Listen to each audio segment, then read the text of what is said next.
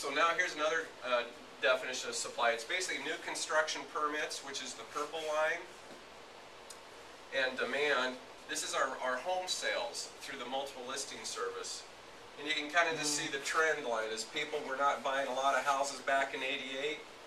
And then we saw an influx of population, then we saw the influx again, the two big surges in the past 20 years. And we ended up the year at 4,664 units that were closed in 2009. Then I lay that on top of the builders supplying housing, 701 units, basically. Only eclipsed by the 685 units, 21 years ago. There's a variety of things that are going to cause some problems when we're still talking about construction. And here's the multifamily production. And again, 380 units, 400 units, 330 units in 2009 of multifamily. So if you take fourplexes, duplexes, triplexes, and apartment buildings and count all the doors that are permitted, 330 were permitted last year. It takes them about 6 months to build. We won't be seeing a lot of apartments come online for a while. And we're not going to see a lot because you can't get financing. And it's going to get harder to get financing for these apartment buildings until things change. And that's okay, because when you take a look at our vacancy rates, where right now, and this is as of fall of 2009, they're around 7.2% vacancy rate. We were very stable through the whole 2000. We're very balanced in 2000, 2004. 2006, we saw a lot of people moving into Spokane. We went from maybe 1.25% population growth to 1.5 or 1.6% population growth. And that affected our ability to provide, there were just more people, so all the housing filled up, essentially. When we lay that line on top of the production line, you can see in the analogy, okay, so when vacancy rates are kind of high and you don't build anything, vacancy rates drop. Does that make sense? Because the population is always there.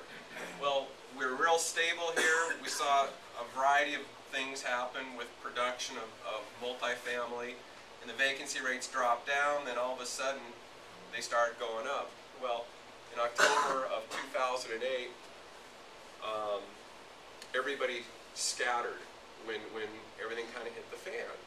You had people doubling up households, moving in with friends, moving back home. There's a whole variety of things. Well, that was a year ago, over a year ago. I believe those people are starting to come back out. And this statistic is a little old, which is okay, but our vacancy rate in our property management division, which has 300 units, about 30% are large apartment buildings, and the rest are single family or duplexes. They're running about a 3% vacancy rate. Okay, so now the larger guys that are the big apartment buildings, they're all running around 10 right now. But there could be a big swing coming in place, because I tell you what, when you quit production and you put a production level down, there's nobody coming online to compete. Generally speaking, that vacancy rate will swing back down pretty quick. Which one did you say was 10? The large apartment complexes. Yeah, WSU polls the large ones. They don't poll small property management companies like ours. They pull the information from maybe 15 or 20,000 units, and they do it by calling a couple different people that are managing all those big units, and so if 20 phone calls, they get an effective poll of around 10,000 units or 15,000 units, and that's how they do it. And large units are what? How many? Like maybe 50 units or more. Oh. Big complexes. So it's a different kind of product, where our product is really more balanced on what our housing makeup is. 60% single family, 30% multifamily. So anyhow, it's kind of an interesting figure, and with this type of reduction, it shouldn't take more than about a year for those vacancy rates to react. This is the new construction timeline. And what we're still proving here is that we're buying more houses than we're building.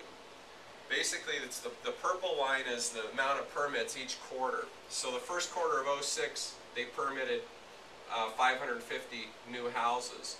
Well, about 6 months later, in the third quarter of '06, 550 houses would be eligible to come on the market. The only problem is not every house that's permitted comes onto the market. You're going to have owner builders, you're going to have custom builders, a whole variety of things. So basically the green line is what we believe, and it's kind of a guess, actually makes it to market out of what actually is finished. So the red line is what's finished, the green line is what actually makes it to market. So we usually use a number of around 60% of what's permitted actually makes it to the market so that you guys can go out and sell them. So the green line now, we're projected out to the first quarter, the second quarter of 2010, so this half of the year, we guess we're going to see around 120 units or so come on the market each quarter, or 250 units for the whole 6 months come online. We're right now consuming about 150 units a quarter, or 300 houses in a half of a year.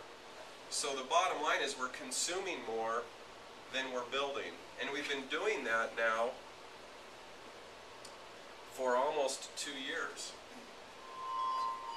So what we're going to do is eventually we're going to suck up whatever is left over, and we're going to create a situation where we just don't have that many houses to go look at. I mean, if you were to look at new houses right now, just new houses, how many of them, there's about 400 that are available in the MLS, how many of those houses are actually there of the 400? Maybe 300? I don't know. We just know those ghost listings tend to tweak our numbers a little bit. Okay, so inventory-wise, hey, there's a lot of houses on the market. This is my favorite slide because you guys see it every time. For some that haven't seen it, back in August of 1999, I could have gone out and shown 3,100 units that were half an acre and less in areas 10, 20, 30, and 40. Residential. I could have shown 3,100 units in August. A year later, I could have only shown 2,500 units. Okay? So that inventory started dropping in 2000, then in 2001, it continued to drop. 2002, 2003, here we go. 2003 is when we started seeing the push. That's when new construction started going up in value. We started building more houses. Our appreciation began. 2004, 2005. Remember 2005, you know, oh, we don't need to even market houses. All we need to do is put it in the MLS and it's gone. The good old days, oh, I don't need to market, you know, okay. 2006, we started seeing a change. 2007, then we really started seeing a change. 2008, we saw the change even more.